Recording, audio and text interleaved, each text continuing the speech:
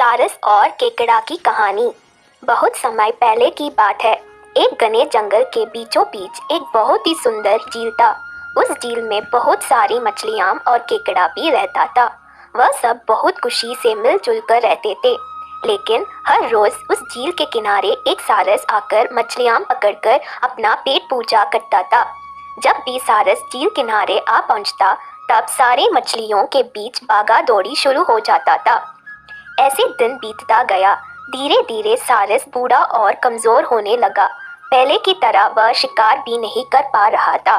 सारस बहुत दुखी होकर झील किनारे बैठ गया। सारस का यह हाल देखकर झील की मछलियाँ बहुत खुश हुई। सारे मछली सारस के सामने तैरने लगे, पर सारस ने उन्हें कुछ नहीं किया, सिर्फ बैठा रहा। ऐसे कुछ और दिन बीत गए।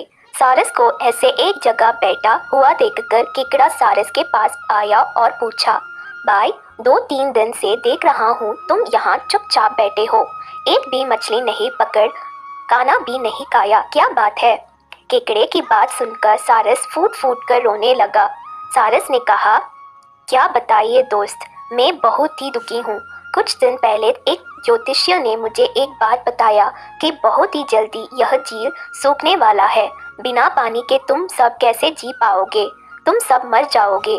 तुम लोगों की मुझे बहुत चिंता हो रहा है, इसलिए मैंने खाना पीना छोड़ दिया।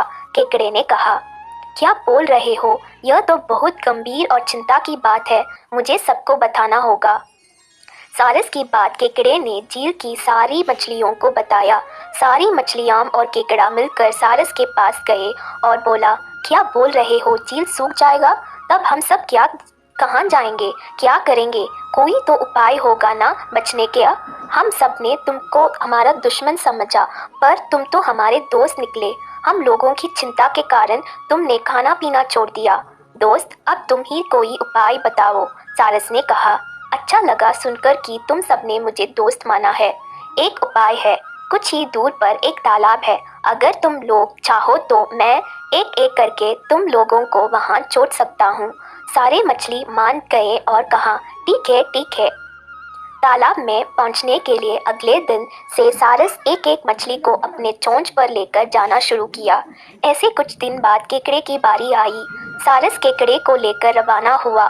कुछ दूर जाने के बाद केकड़े ने सारस को पूछा, भाई, यह तालाब और कितना दूर है?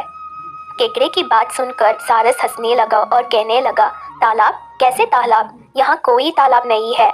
मैं तो खाने के लिए तुम सबको यहाँ लेकर आ रहा हूँ। इतने दिनों से मछली खा कर बोर हो गया हूँ। आज बहुत मज़ा आएगा तुमको खाकर।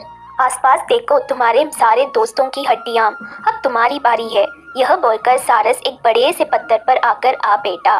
सारस की बात सुनकर केकड़ा बहुत गुस्सा हो गया और अपने आप को बचाने के लिए अपने दोनों हाथों से सारस का गला दबा दिया और कुछ देर बाद सारस मर गया।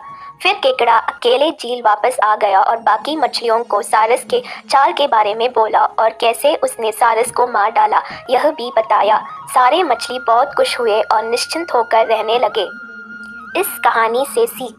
इस कहानी से हम यह सीख मिलती है कि हमें हर काम सोच समझकर करना चाहिए और किसी की बातों में नहीं आना चाहिए।